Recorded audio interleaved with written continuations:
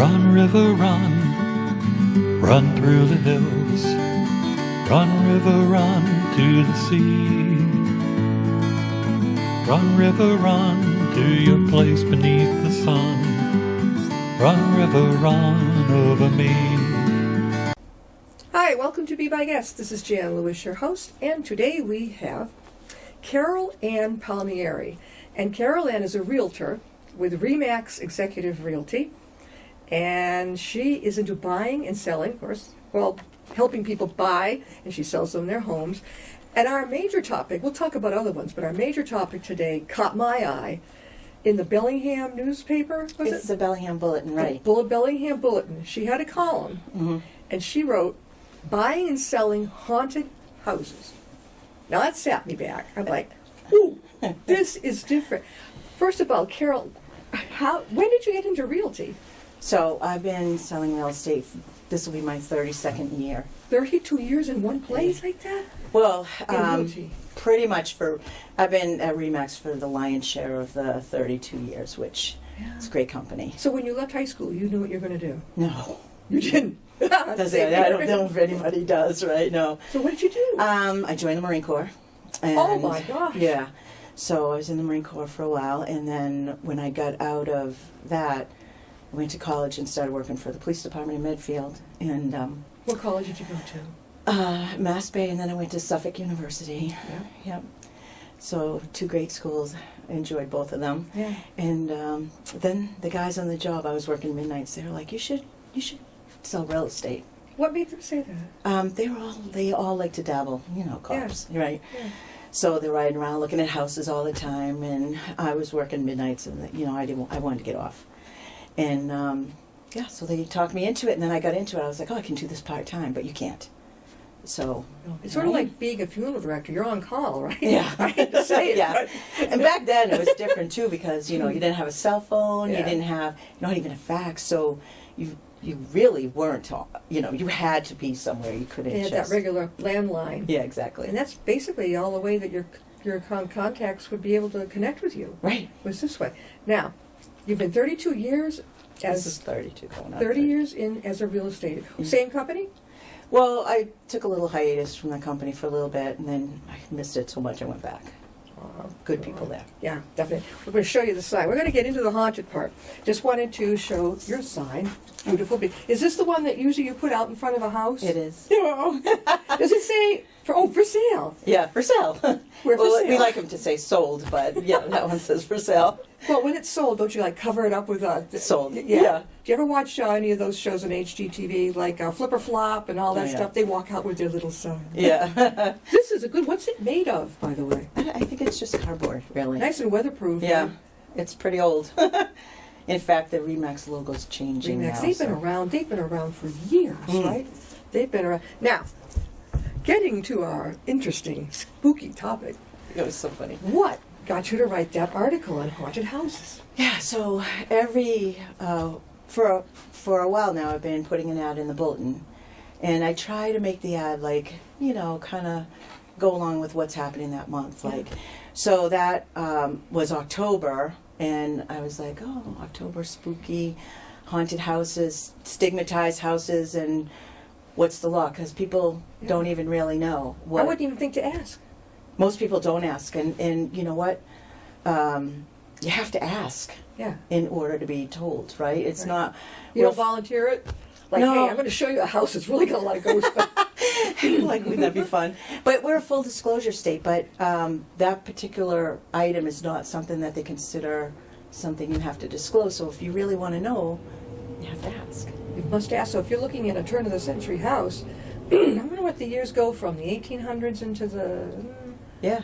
Really way back then. Yeah, 1700s houses actually, too, around still. Right, so now when you first had your taste of this with a prospective buyer, did they ask you first? You're saying they have to, right?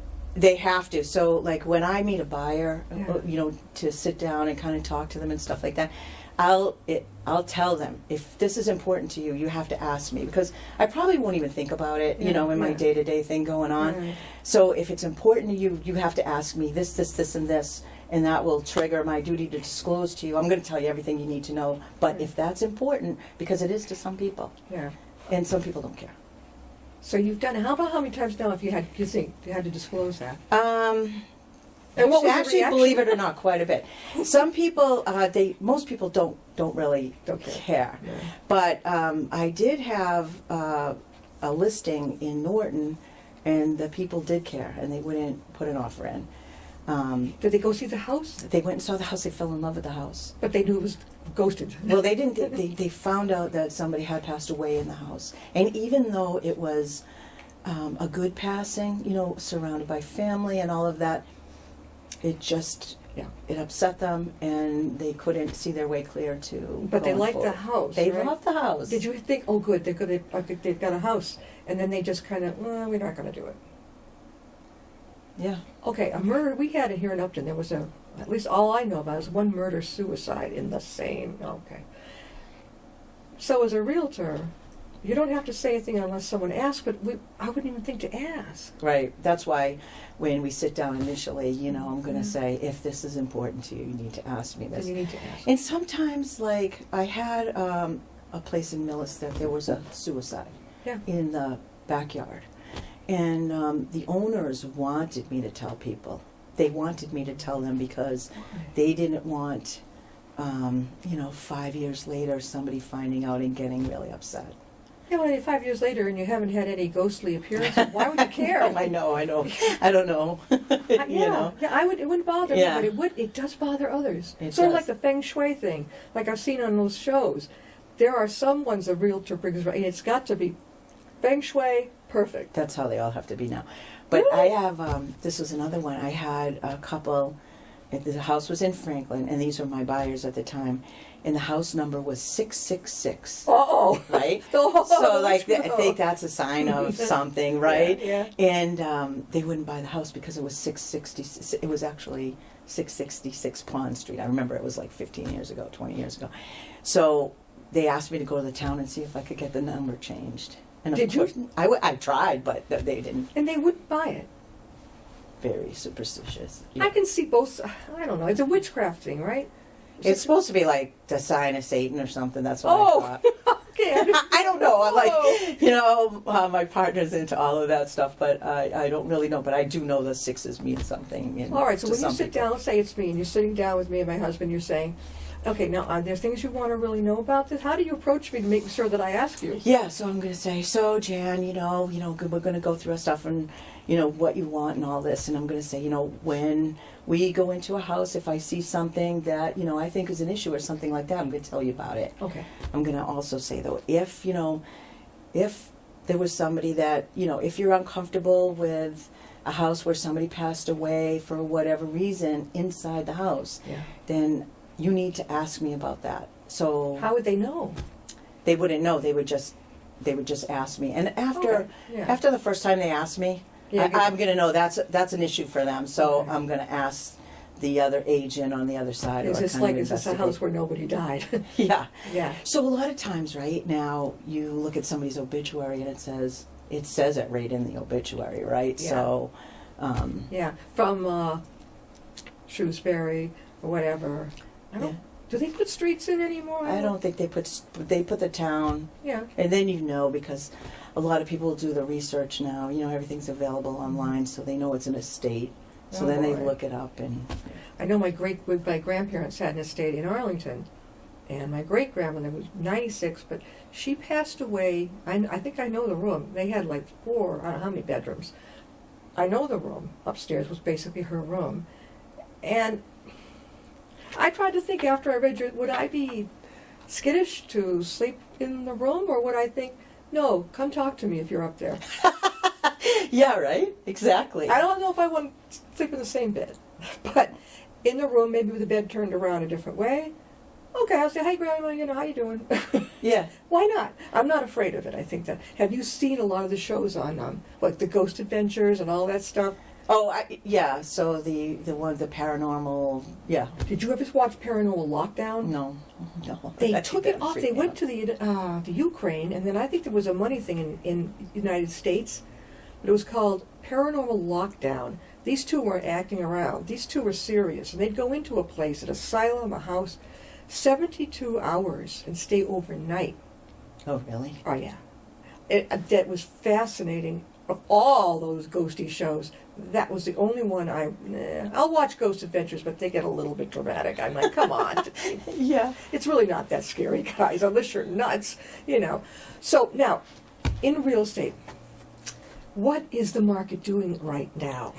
Well, it's an extreme seller's market. Sellers. So there's very limited inventory. Yeah. So if you're putting your house on the market and it's priced right and it looks great and it's marketed well, you're going to expect to get multiple offers. And even higher than what you're asking, right? Yeah. So, so that's the market. So the buyers have to be like really spot on, get out there. They have to be ready to go. Talking about the Bellingham Bulletin, this was February, right? So I wrote an article about writing a love letter to your to the seller of the house. Yeah, how much we would love to have your home. How much this is who we are. We love your house. Blah blah blah. Because the market is so competitive for buyers, you want to put a little emotional, touch to it. So definitely. I like that. I really do. Yeah. But I've noticed that the houses, let's say they're asking $300. There'll be so much competition. They might end up with $350. That's true. That's very true. Who knew? I know. It's crazy. Even if the house, and I know it's not worth it, they still will keep bidding it up. Yeah. Where does the money come from? I wonder if they only had that much for that. Well, yeah. So the banks have loosened up a little bit, so it's easier to get money. Yeah. But the house still has to appraise. Yeah. So even though you might be willing to pay $370 for something that's really $325, you might push everybody else out of the way. But when the bank comes with the appraiser, it has to still appraise. So what would the appraiser do though? Would he say, you got to pay back to us what it's worth? No, he might say, say the house is worth, the appraiser says it's worth $325. Yeah. And you offered $375. Now the bank that you're borrowing from is going to say, we're not going to allow you to pay $375. So go back and renegotiate with the seller. Oh my God. Yeah. How does that work? It usually will work because as long as the seller knows that, look, these people want it, not a problem. But the bank isn't willing to negotiate. right, and so if they're not willing to negotiate, you can put it back on the market, but the next guy that comes along can have the same issue. It's still going to appraise out at the $325. How long do you think this tide is going to keep going? I was talking to an appraiser this morning, and so she thinks it's going to keep going. I think it's going to keep going unless, who knows what's happening in the world today, I mean, anything could blow it up, right? So, but right now, it's good because it's a seller's market, but it's bad because there's nothing out there for you to buy. So it's kind of like, okay, I have my house, I want to sell it, but I have nowhere to go because I can't find anything. Well, yeah, and also you go to the condominiums, right? And it's great, you got the money to buy the condominium, but that Fee. doggone fee every month. That, to me, is like a scam. Come on. Oh, you sound like everybody around. I can hire a kid that would love to earn the money. They can do my lawn, but maybe $25, $50, something like that. I could get a plow, a friend to come on over. Why do I have to pay these guys? Yeah. For the lawns? Everybody else's lawns? For everybody else's lawn.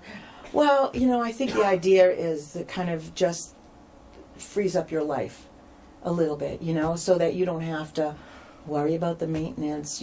If you want to go to Florida in the winter, you just shut the door and go. But what's the point? It's almost like you're renting. You just bought it, but now you got to rent it. Yeah, I know. Yeah, I know. It just, I look at it like it depends on the condo and how they're managed. Yeah. If they're managed well, the fee is going to be reasonable. Do you think anything is going to start where there's going to be a condo development where they leave it up to you to take care of your little part in the land there? Yeah, there are some places like that. There are? Yeah. Where? But you're still sharing, you might still be sharing the land because the land is in common, right? So you might have the exclusive right to your land, so therefore you're going to take care of it. Yeah. Like I just have one in Milford that's what it basically is. So it's a duplex condo, and my side, they take care of their driveway, they take care of their land, and the only thing that's common is the insurance on the whole building. How much does that come to a month? It's Well, a year. So this particular one, it's 3 bedrooms and bath and a half, has a garage and a basement. So it's about $920 a year. So it's Split 2 ways. No, each side. So that's Okay. kind of like your house, right? Your house is probably more than that. We're talking with Carol Ann Palmieri, and she's a realtor at Remax Executive Realty. Is it based in Bellingham where you are? No, so we have. Oh God, I lose track of how many offices we have. My base is Franklin, Okay. and we've been there for a long time. I love it because people know Franklin now, Yeah, right? Right And at everybody trickles 495. down, You know, right? My parents didn't live. They lived in Foxborough, right down the road. Yeah. So we have Hopkinton, Medfield, Grafton. How about Upton? No, well, we handle Upton because Yeah. we're surrounding it, but I don't think there's actual office in Upton. How can they reach you, Carol Ann? They can call me 508-494-9061 or send me an email at cal at alandcal.com. That's ALANDCAL.com. It's my Yeah. partner's name's Al Musey. Oh, okay. Yeah. Where's the other little sign you had with you? What's that? Here we go. Al and Cal. Okay, let me. Alan. Oh, Al. Al and Cal. D. Cal. That's you, right? It looks like A Land Cal, but it's Al and Cal. All right. He says to move it this way. Okay. Now that's the website they can find you guys. Yes. On. That's pretty easy. Well, hope so. And even though you live in Bellingham, you're based in. Franklin. So we years ago when I started, it was a lot more. You were a lot more centralized to your office, Yeah. but things have changed, Yeah. and so with the internet and all of that, we just spread out. So Yeah. as long as we're comfortable with the area, we're good. What do you do when a couple says, it's time to downsize? All right, they get a nice price for their house, but just like you said, where are we going? Yeah.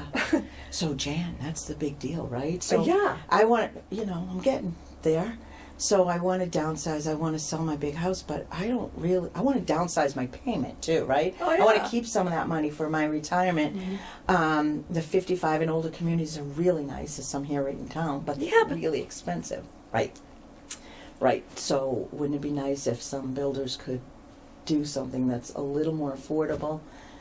It's just not happening. I think I read somewhere where it was one of the women's magazines about the seniors are having what's called, they're almost like the communes of the hippie days. They're just it's making like a little senior community, and I mean you're on your own, but at the same time you can come and eat together and things like that. Okay, I mean if it's going to be financially much better, and I have privacy too, works for me. Yeah, so, I hate to say this, but a lot of my clients, my first clients, they're now selling, right? So they're downsizing, but they're downsizing down to North Carolina and South Carolina and stuff because they're selling their houses up here for $400 or $500. Yeah. They're going down there buying a brand new house for like under $200, right? So Yeah, well, I've seen that on television, like 192 for a house down there. yeah.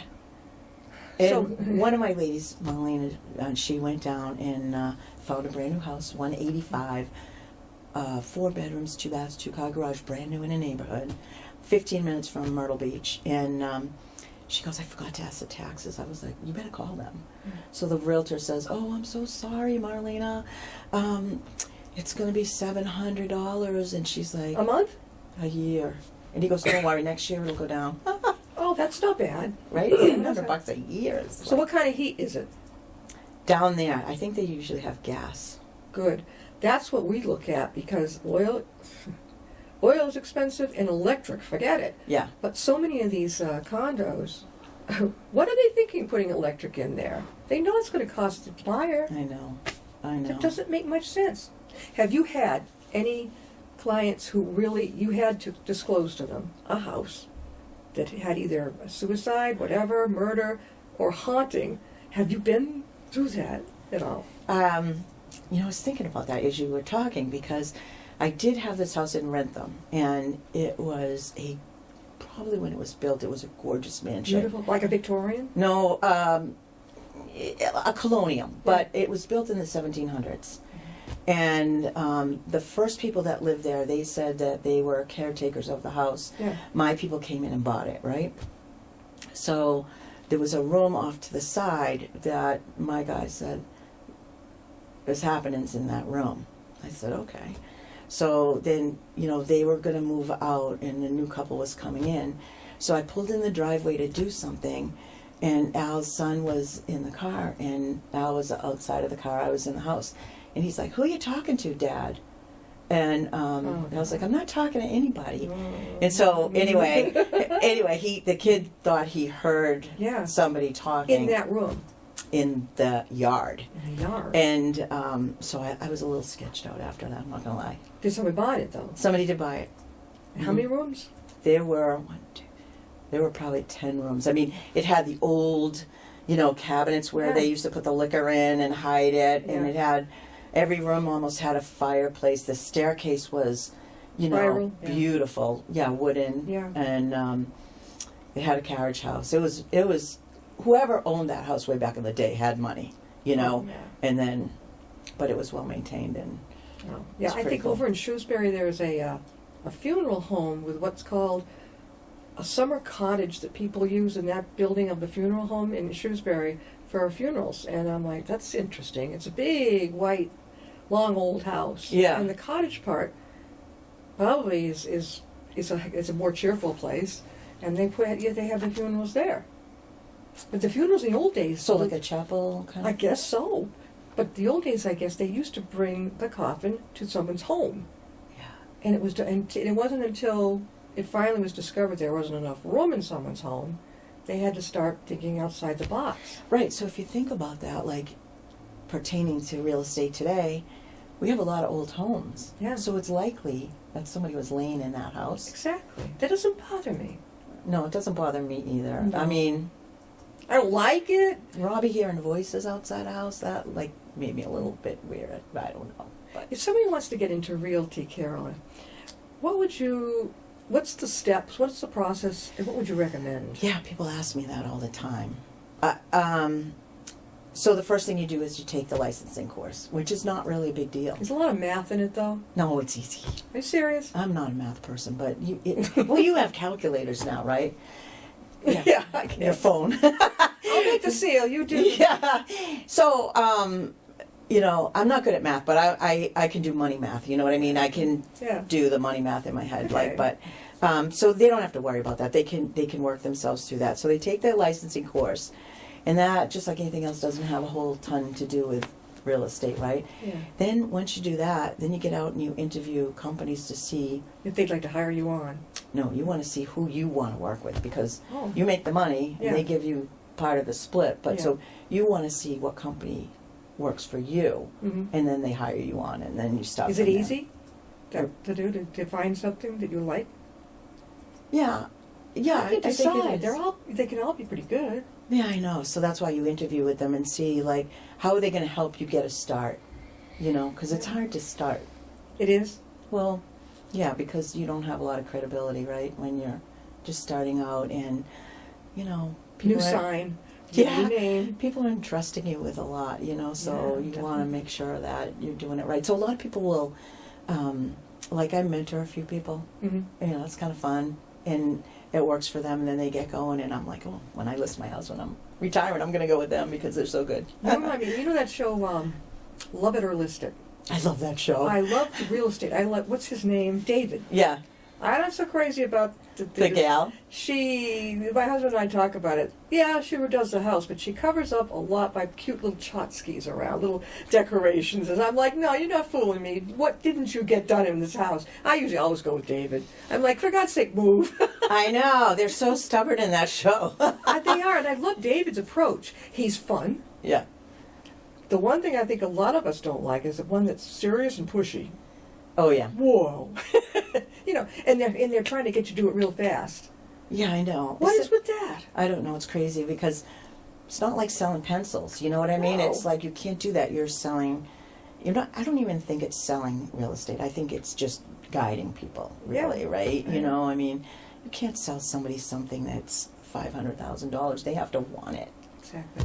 In the age groups that you work with, are you seeing more millennials? Like my son is in his 20s. More of them? Or how do they afford it?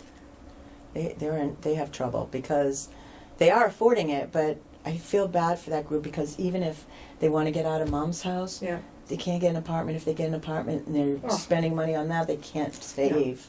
You know. My son has to have a roommate Yeah. in Worcester in a kind of neighborhood. Yeah. That's ridiculous. Yeah. What? Some of the rents are what, $2,200 now? Easy. I wonder when the cap. So that's why you Yeah. see a lot of people buying, Yeah. especially in that group, because it's cheaper for them to buy Yeah. than to rent. Also, right? too, I mean, you buy it, and I always look to see if is there's maybe a room for a relative or maybe a room to rent, in case you need this as your backup. Well, I always think too, like if you're single, like maybe your son's age or something like that.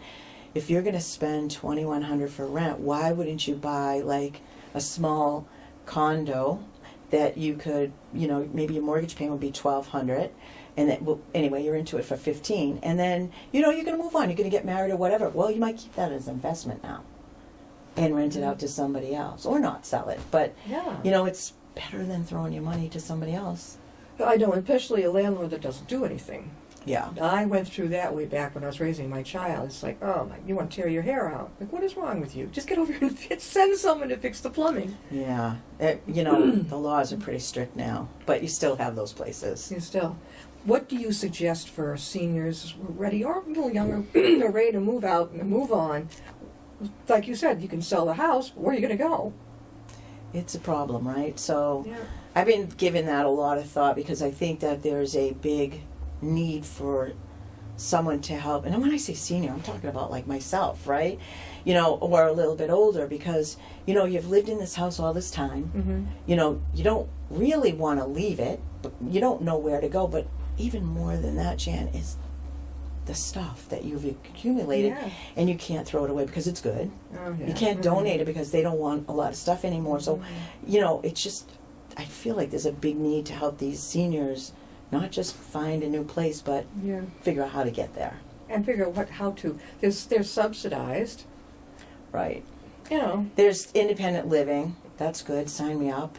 But independent living, do they give your meals? They provide all. They have restaurants. Mhm. They have in the building. So I have a friend that sells those units, and so she's taken me to a couple of places. She's great, Leslie Atlas, and so you basically can have a 2-bedroom apartment, 1-bedroom apartment. Mhm.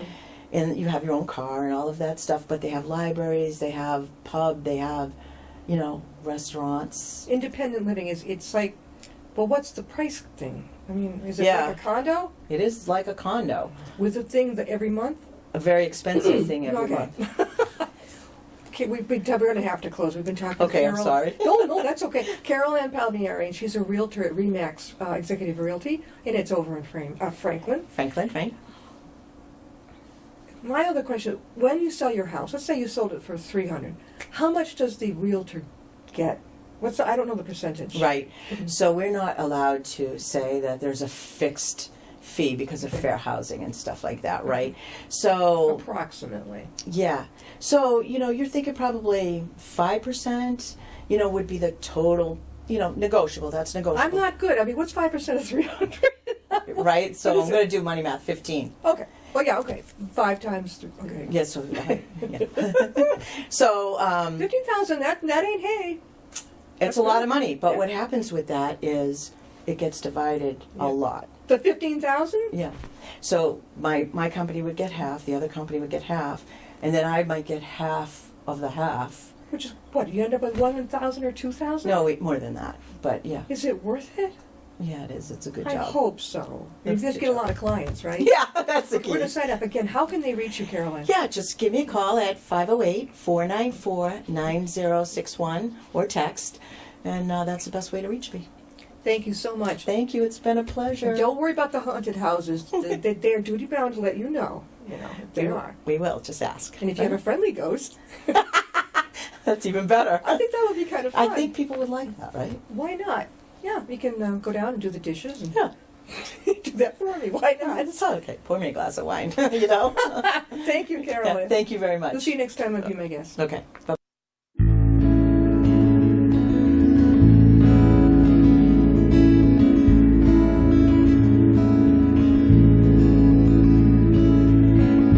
Riding on a shooting star heading out toward a dream.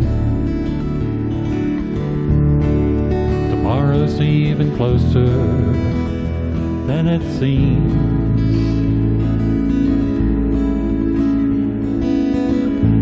Moving through the clouds.